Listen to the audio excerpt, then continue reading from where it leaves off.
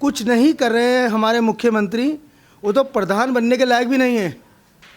जहां हरीश रावत जी ने विकास छोड़ा था उससे भी वो उससे भी और बिल्कुल बेकार हो गया। आगे इस बीजेपी सरकार ने एक भी ईंट या एक भी रोड़ी लगाने की कोशिश नहीं की।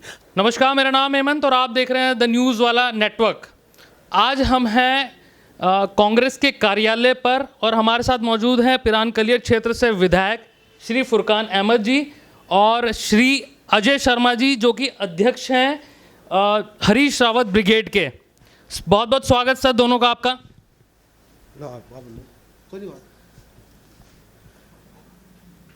हमने ये ब्रिगेड माननीय रावत जी के जो कार्य है, जो कार्य छूट गए थे, जो ये सरकार पूरे नहीं कर पा रही है, उस कार्य को बढ़ाने के लिए हमने इस ब्रिगेड का गठन किया है।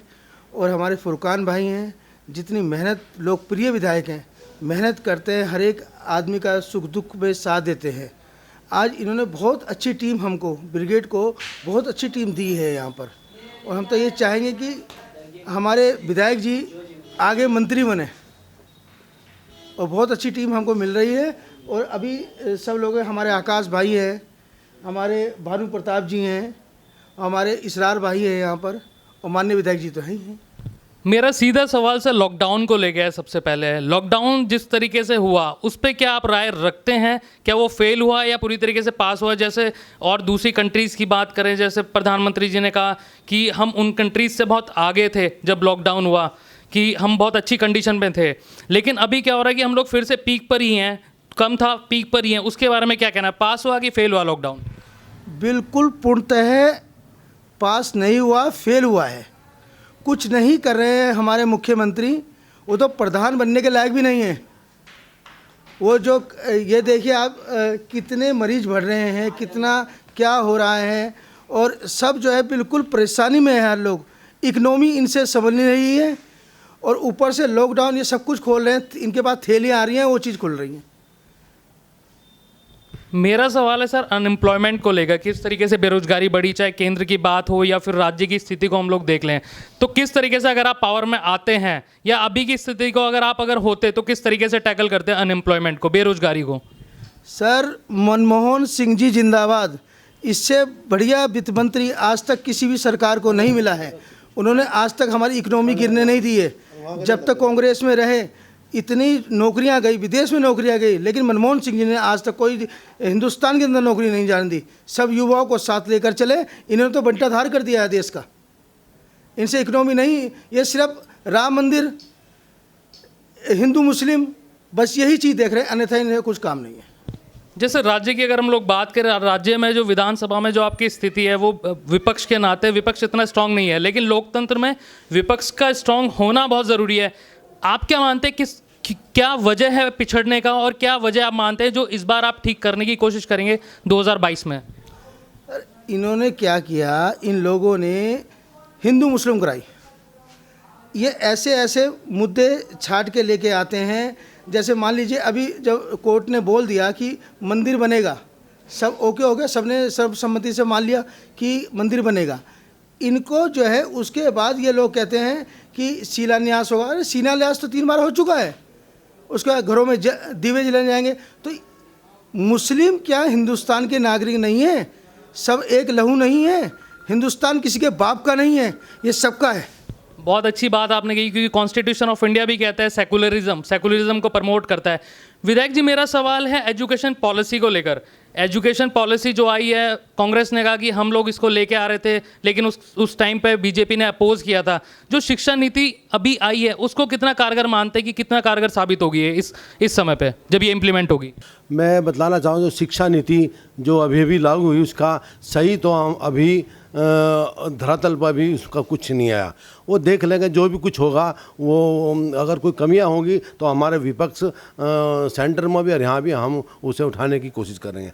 रही यहाँ प्रदेश की बात, आपके सामने जब माननीय हरीश रावत जी की यहाँ पर सरकार चल रही थी, कितना विकास हो रहा था। डिग्री कॉलेज, इंटर कॉलेज, पुल, आज जितने भी पुल यहाँ पर हैं सारे हरीश रावत जी की देन है। जो कल बैलगाड़ी में क्यों बैठना पड़ा, ढंढेरा से लेकर लक्सर तक, लनोरे तक कोई सड़क नाम की कोई चीज़ नहीं है। जहाँ हरीश रावत जी ने विकास छोड़ा था था उससे भी वो उससे भी और बिल्कुल बेकार हो गया। आगे इस बीजेपी सरकार ने एक भी ईंट या एक भी रोड़ी लगाने की कोशिश नहीं की। सरकार झूठ बोलते रही। विपक्ष की बात, हम 11 विधायक हम संख्या में कम है, वरना हम हर वक्त सरकार को जगाने का काम करते हैं। हम सब एक होकर जो जनता की आवाज़ है उसको बुलंद करते हैं, और सरकार को कुछ भी कह ले सरकार सुनने के लिए तैयार नहीं, क्योंकि सरकार अपनी संख्या के बल पर मगर मस्त हो रही है। वो उन्हें आने वाले 2022 के चुनाव में पता चल जाएगा कि इस जनता को आपने क्या दिया।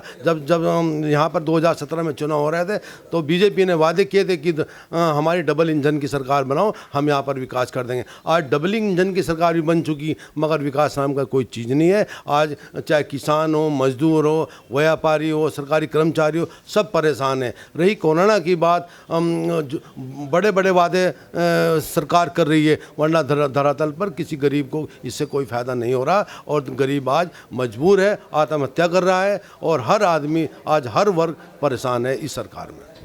जैसे सर आपको अध्यक्ष बनाया गया है, हमने बहुत सारे स्टेट्स में देखा, बहुत सारे राज्यों में देखा कि आपके जो विधायक हैं उनका लॉयल्टी टेस्ट होना अपनी पार्टी की तरफ, तो 2022 में जब आप टिकट देंगे यहाँ से उत्तराखंड से, तो क्या लॉयल्टी टेस्ट करवाएंगे कि ये लोग अगर हमारी तरफ से चुनाव लड़ते हैं तो हमारी पार्टी में ही मिले रहें, मतलब हमारे संगठन की विचारधारा को ही माने? इसके बारे में क्या कहना है? देखिए साहब, सब में बड़ी बात यह है, जो अपने दिमाग से जो कांग्रेस मैंडेटेड है वो अभी तक भी कोई नहीं गया। वो तो हमारा एक स्तंभ है, जो ये लोग जो है यहाँ से टस से मसले हुए रावत जी के अनुयायी हैं, और रावत जी के कथा चलते हैं, रावत जी को मुख्यमंत्री देखना चाहते हैं। और ये जो लोग गए हैं, इनसे ठीक है, इनसे गलतियाँ हुई हैं, रावत जी ने भी ये स्टेटमेंट दिया है कि आप अपनी गलती मान लीजिए, दोबारा वापसी आ जाइए, क्योंकि वहाँ इनकी दाल नहीं गल रही है, कोई नहीं पूछ रहा है इनको, ये झटपटा रहे हैं वापसी आने के लिए। और हम स्वागत करते हैं, आप माफ़ी मांगे, स्वागत करते हैं। सर मेरा सवाल है, जैसे कनाडा में प्रधानमंत्री जी थे, कनाडा में ये कहा गया कि Canada and India are the two ABs in the formula of A+B², उन्होंने भी गलत कहा। और यहाँ पर जो राहुल गांधी के जो स्टेटमेंट है, इधर से आलू डालिए सोना निकलेगा, वो दोनों इक्वल है, लेकिन नरेंद्र मोदी को जनता जो है सीरियस ले रही है। आप लोगों को सीरियस ना लेने का क्या महत्व है, मतलब क्या क्या कारण हो सकते हैं इसके? नहीं, जो माननीय प्रधानमंत्री हैं मनमोहन सिंह जी झूठ बोलते हैं, हमारे राहुल गांधी जी सच बोलते हैं, तो आजकल झूठ को लोग ज़्यादा पसंद करते हैं। झूठ आपके सामने लोग कहा था कि 15-15 लाख रुपए देंगे, बताओ किसे 15 लाख रुपए मिले, हम इतना विकास कराएंगे, हम ये कराएंगे, कुछ नहीं करा। सिर्फ हिंदू मुस्लिम मस्जिद मंदिर की लड़ाई, इसके पर ये वोट लेना चाहते हैं, इसलिए वह झूठ बोलते हैं। हमारे राहुल जी सच बोलते हैं, इसलिए लोग बाग अब पब्लिक समझती जा रही है, आने वाले चुनाव में कांग्रेस ही बहुत अच्छे वोटों से जीते। मेरा आखिरी सवाल सर, क्या तैयारी 2022 को लेके, कितने युवाओं को आप रोजगार देंगे, क्या वादे आप करेंगे, किस प्रोसीजर पे आप काम करेंगे, वो हमें बताइए। जो पार्टी का जब चुनाव होगा, एजेंडा बनेगा पार्टी का, जो भी पहले जो पिछली सरकार जब हमारी हरीश रावत जी की सरकार बनी थी, जब भी जो वादे किए थे पूरे किए। आगे भी जो भी रोजगार की बात हो या किसान की बात हो या मजदूर की बात हो, सब पे एक एजेंडा बनेगा। और